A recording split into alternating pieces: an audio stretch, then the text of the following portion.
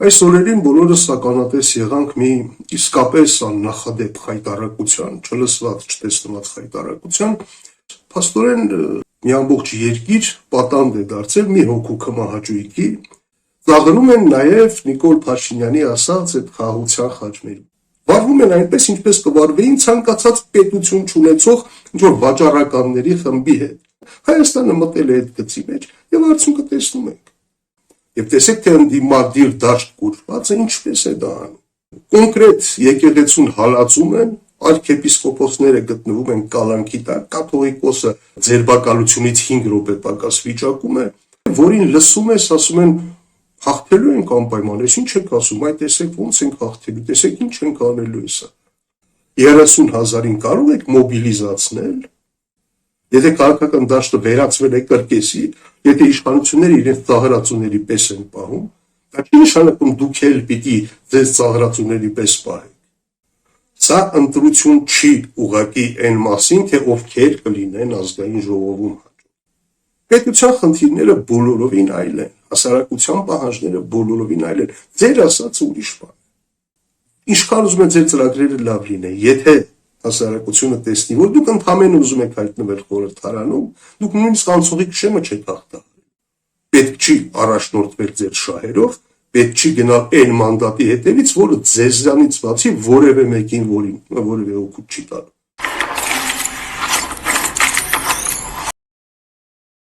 Մեկ 991 TV YouTube-յան ալիքում ուղիղ խոսքն է, բարև ձեզ։ Այս օրերին բոլորս ականատես եղանք մի իսկապես աննախադեպ խայտառակության, չլսված, չտեսնված խայտառակության, երբ իշխանությունները արգելեցին կաթողիկոսի ելքը Հայաստանից, փաստորեն մի ամբողջ երկիր պատանդ է դարձել մի հոգու քմահաճույքի, մի հոգու մտածելակերպների, եւ ամենացավալին այն է, որ ամբողջ դատաիրավական համակարգը, ամբողջ պետական համակարգը կատարում է սիրով այդ մի հոգու քմահաճույքները, մտածելակերպները եւ կարծես թե ամեն ինչ նորմալ է, հասարակությունն էլ կարծես թե առանձնապես չի բողոքում, սովորել են, եթե մի քանի ամիս առաջ նման բան որևէ մեկը ասել, որ լինելու է, ուղղակի չէինք հավատա, հիմա դա տեղի է ունենում արդեն։ Իսկ մտածելակերպն էլ հասել է այնտեղ, որ Նիկոլ Փաշինյանը հայտարարեց, թե գիտեք, այ ընտրություններից հետո, հունիսից հետո Հայաստանը շարունակելու է այն ընթացքը, որը ընդհատվել էր Պապ թագավորի սպանությունով, այսինքն 4-րդ դարում տեղի ունեցած ինչ-որ բան, նույնիսկ այստեղ երևում է, որ այդ մարդը լավ չի հասկանում, ինչի մասին է խոսում։ Նրա պատկերացմամբ Պապ թագավորը այն կերպարն է, որ ուղղակի եկեղեցու ունեցվածքը խլել է, չգիտեմ, կուսանուսները փակել է, հալածել է եկեղեցին, կենտրոնացրել է պետության ձեռքում, փորձել է եւ ահա դրա համար ինքը հիմա այդ նույն Պապ թագավորն է։ Իրականում եթե Պապ թագավորի գործունեության մասին երկու նախադասությամբ ասենք, դա ուրիշ բանի մասին է։ Պապ թագավորը ինչ է արել, հռոմեական կայսրության միջոցով Հայաստանում հասել է իշխանություն գահի, հետո սկսել է պայքարել այդ նույն Հռոմի դեմ, հետո նույնիսկ գաղտնի բանակցություններ է վարել պարսիկների հետ, հետո հռոմեացիները դա իմացել են, իրեն կանչել են եւ սպանել են։ Սա է ամբողջ։ Նման է, չէ՞, այսօրվա իրավիճակին, երբ որ դու տարբեր բևեռների միջև իբր ինքնիշխանության համար պայքարում ես, դրից մի կողմ, հետո հայերեն ասած գցում ես նրանց, փորձում ես տակից մյուս բան, ինչեր է։ Այնպես որ այդ իրավիճակը, որ ինքը հիմա ներկայացնում է իրեն որպես ինքը հանուն պետության, եկեղեցու դեմ էս հալածանքները, բան, եւ լավ իմանալով, որ աշխարհն էլ առանձնապես չի բողոքելու, որովհետեւ ինքը դա ներկայացնում է որպես Ռուսաստանի պատերազմ Հայաստանի դեմ, հիբրիդային պատերազմ, ռուսները ուզում են եկեղեցու միջոցով Հայաստանը վերադարձնել ռուսական կայսրության ազդեցության կողմի, դրա համար էլ ձայն չեն հանում եւ Նիկոլ Փաշինյանն էլ դա ներկայացնում է որպես խաղաղության ուղղված քայլ, դրա համար էլ իրեն ամեն ինչ ներելի է։ Խոսքը այն խաղաղության մասին է, որի վերաբերյալ մի քանի օր առաջ Ալիևը շատ հստակ խոսեց, երբ հարցը բարձրացրել էին Բաքվում պահվող 19 հայ պատանտերի ազատարձակողները, նա հայտարարել էր, որ Ես ինչ եք ասում, Նյուրնբերգյան դատավարություններ մեջ բերել այդ օրինակներ, բերել հետո ասել էր, որ այդ այսպես կոչված անջատողականները իրականում նացիստներից ավելի ծանր հանցագործություններ են կատարել։ Շատ հստակ է, չէ՞, ծաղրում են, այստեղ ազգային ժողովի նախագահ Ալեն Սիմոնյանը ասում է, վաղ թե ուշ բոլորը վերադառնալու են, բան այնտեղից ասում են, լսեք, դուք ապուշ չեք, դուք կարող լավ չեք հասկանում, ասեցինք մոռացեք դա։ Իմիջիայլոց Նյուրնբերգյան դատավարության օրինակը գիտեք նաև ինչու է բերվում եւ ինչու է այնտեղ մնացել 19 հոգի։ Նյուրնբերգյան այդ ամենաաղմկոտ, ամենակարևոր այդ դատավարության ընթացքում ընդհանրապես 18 հոգի է դատապարտվել։ Ընդհանրապես 18 հոգի ավելի քիչ, քան այսօր Բաքվի բանտերում են։ Եվ այդ 18-ից միայն 12-ի նկատմամբ է մահապատժի վճիռ իրականացվել։ Եվ 10 հոգու են ընդհանրապես մահապատժի ենթարկվել։ Բացի այդ դատավճռի իմաստը այդ մարդկանց պատժելը չէր։ Պետք էր դատական իրավական հիմք ստեղծել, որպեսզի իրականացվի Գերմանիայի դենացիֆիկացիան, դեինդուստրիալիզացիան եւ այլն։ Այն ինչ որ Ալիևը հիմա պահանջում է, Բաքվում այդ է ապահովում, հա, իբր դատարանի օրինական, ոչ որ իբր դրա համար են տանում այդ process-ների իրավական աշխատանք։ Ահա է նրանց պատասխանը այսպես կոչված խաղաղության օրակարգի։ Սա հստակ ասում են, հստակ ծաղրում են Հայաստանին։ Նույն միայն դա չեն ծաղրում։ Ծաղրում են նաև Նիկոլ Փաշինյանի ասած այդ խաղաղության խաչմերուկը։ Երբ Ալիևին հարցրեցին, ասացին, իսկ ինչ կասեք խաղաղության խաչմերուկի մասին, Հայաստանի առաջարկած, ծիծաղեց, ասեց դա Բայդենի օրոք էր այդ ծրագիրը եկել, հիմա թող սպասեն Բայդենը նորից կվերադառնա իշխանության, գուցե այդ մասին կխոսենք։ Եվ իսկապես էլ տեսեք խաղաղության խաչմերուկ, ինչ խաղաղության խաչմերուկ, եթե հարավում Իրանն է, որի հետ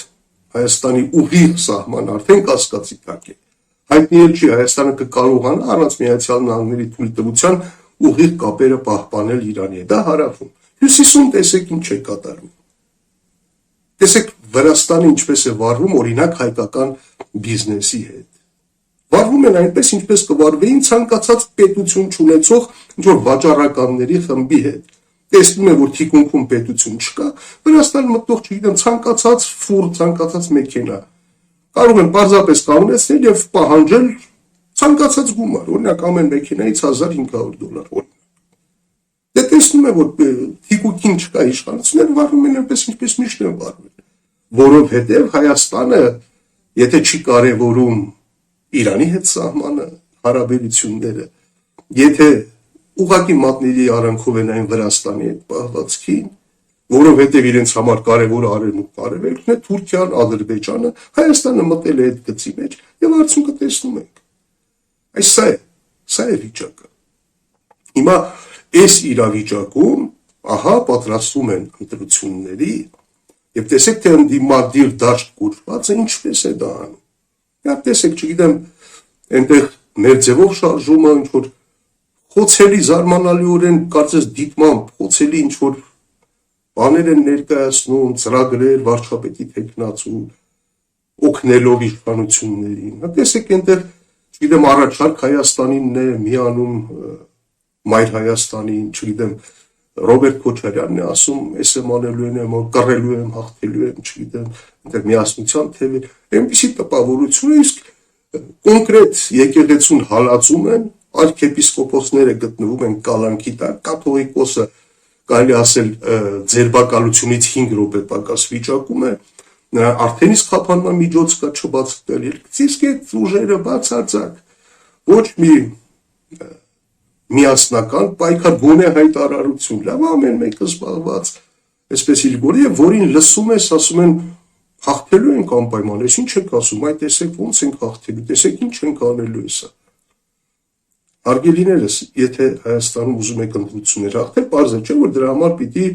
գոնե 600,000 ձայն ունենաք, այդքան կողմնակից ունենաք։ Կարող եք մոբիլիզացնել, չեմ ասում 600,000-ին, 10%-ին, 60,000, լավ 5%-ը, 30,000-ին կարող եք մոբիլիզացնել եւ ասել տեսեք եկեղեցին ինչ վիճակում է, ինչպես են խանդվում այդ ամեն ինչը։ եկեք այդ 30,000-ով օրինակ մենք մարդկային շղթա կազմենք Երևանից Էջմիածին, մայր տաճար։ 2-3 շարքով կարելի է այդպիսի մարդկային շղթա կազմել, ցույց տալ աջակցություն, օրինակ եմ ասում։ Կա այդպիսի ռեսուրս, ունեք այդպիսի ռեսուրս, արեք, ցույց տվեք, եւ ոչ թե ինչ-որ դատարկ անհեթեթ ծրագրեր ներկայացնեք, որոնք ընդհանրենք նույնիսկ անհեթեթ չեն, բայց դրանք իրականացնելու շանս ունենալու եք միայն այն դեպքում, եթե հաղթեք չէ ընտրություններում, բայց եթե դուք այդ ռեսուրսը չունեք, ո՞նց եք հաղթելու։ Հիմա ցույց տվեք դա։ Եթե չեք անում, ուրեմն ստացվում է որ դուք պարզապես պայքարում եք ազգային ժողովում հայտնվելու համար, որպես այնտեղ գնաք, ձեր մանդատները ստանաք, տարբեր եթերներից խոսեք, որպես լուրջ քաղաքական ուժ, կոմֆորտ, այդ պարգևավճարներով ձեր բիզնեսները պաշտպանելու համար, դա եք անում։ Դե Նիկոլ Փաշինյանի իշխանության ուզածն էլ դա է, որ ասի, այ տեսեք ինչքան ովքեր են այստեղ հավաքվել, տեսեք ժողովրդավարական ընտրություններ են, ժողովրդավարական երկիր է, տեսեք լցվել են, խոսում են, բայց ընդամենը իրենց մանդատների համար կռիվ տվող մարդկանց մասին է խոսքը, ուժերի մասին է խոսքը։ Կարող եք գտնել ինչ-որ հարցեր, որոնց շուրջ միավորվեք, արեք դա։ Եթե չեք կարող, այս կրկեսին մի մասնակցեք, կամ համենայնտեղ մասնակցեք ոչ կրկեսի կանոններով։ Եթե քաղաքական դաշտը վերածվել է կրկեսի, եթե իշխանությունները իրենց ծաղրածուների պես են պահում, դա չի նշանակում դուք էլ պիտի ձեզ ծաղրածուների պես պահեք, որովհետև այդ ձևով դուք նրանց օրակարգին եք ծառայում։ Իշխանությունների դեպքում ամեն ինչ հասկանալի է, նրանք պատրաստ են հանուն իրենց իշխանությունը պահպանելու ցանկացած քայլի դիմել, հատել ցանկացած գիծ, ցանկացած արդեն հատում են մեր աչքի առաջ ամեն օր։ Հիմա արդեն ասում են, այ հունիսի 7-ից հետո բոլոր ուժերը ջախջախվելու են, չգիտեմ, այդ նախկին նախագահներ մեկ առմիշ դուրս են շպրտվելու քաղաքական դաշտից։ Տեսնում եք բառապաշարը, տեսնում եք ինչ են ասում։ Սա ընտրություն չի ուղղակի այն մասին, թե ովքեր կլինեն ազգային ժողովում հաջորդ։ Եթե այնտեղ հիմնական ուժը լինելու է ԿՊ-ն, բացարձակ ոչ մի նշանակություն չունի, թե ովքեր են լինելու երկրորդ, երրորդ, չորրորդ տեղերը։ Նշանակություն չունի պետության համար եւ ժողովրդի համար։ Այդտեղ հայտնվողների համար նշանակություն ունի, այո։ Իրենք կգտնվեն կոմֆորտի դաշտում, կասեն, տեսակ ինչ արեցինք, բան, հետո կասեն, որ ասենք իշխանությունները որոշեն հերթական անգամ նրանց ունեցվածքը, ինչպես իրենք են ասում, վերադարձնել ժողովրդին, այս խլել, իրենք դա կներկայացնեն որպես քաղաքական հալածանք, այ կասեն, տեսեք, մենք քաղաքական ուժ ենք խլել, դա է նպատակը։ Եթե դա է նպատակը, ուրեմն այդ օրակարգը հասարակության օրակարգի հետ չի բռնում, չեն հանգում։ Պետության խնդիրները բոլորովին այլ են, հասարակության պահանջները բոլորովին այլ են, ձեր ասածը ուրիշ բան է։ Դեռ 3-3.5 ամիս ժամանակ կա, որպեսզի դուք կարողանաք դա ցույց տալ, որպեսզի կարողանաք վերջապես համոզել ժողովրդին, ապացուցել, որ իսկապես ուզում եք իշխանափոխություն եւ ոչ թե ուզում եք այդ իշխանությունների տակ հարմար տեղավորվել, վայելել ձեր մանդատները։ Այդ 3.5 ամիսը շատ քիչ ժամանակ է իրականում, որովհետև այն ընթացքը, որ հիմա կա, ամեն մեկը առանձին ինչ-որ բաներ է խոսում, խելացի ծրագրեր են գրում, էս են անում, ում են դրանք հետաքրքիր ընդհանրապես։ Եթե խնդիր չի դրվում իսկապես հասնել իշխանափոխության, եթե ընդամենը պատվավոր երկրորդ, երրորդ տեղի համար է պայքարել։ Կարծում եմ, այս հարցերը շատ կարևոր են եւ պետք չի կարծել, թե հասարակությունը դա չի հասկանում կամ չի տեսնում։ Ինչքան ուզում եք ձեր ծրագրերը լավ լինեն, եթե հասարակությունը տեսնի, որ դուք ընդամենը ուզում եք հայտնվել խորհրդարանում, դուք նույնիսկ անցողի քշեմը չեք հաղթահարելու։ Եվ ստացվելու է, որ այո, Նիկոլ Փաշինյանը ճիշտ է ասում, դուրս եք շպրտվելու քաղաքական դաշտից։ Կարող է խորհրդարանում լինեք, բայց քաղաքական դաշտից հանրային գիտակցությունից դուրս եք բաղվելու դուք, որովհետև մասնակցում եք այն խաղին, որին հասարակության առնվազն 80%-ը վաղուց դեմ է եւ դա ապացուցված է, հիմնավորված է սոցիոլոգիական բոլոր հարցումներով։ Պետք չի առաջնորդվել ձեր շահերով, պետք չի գնալ այն մանդատի հետևից, որը ձեզանից բացի որևէ մեկին որևէ օգուտ չի տալու։ Ինչևէ այսօր այսքանը կհանդիպենք։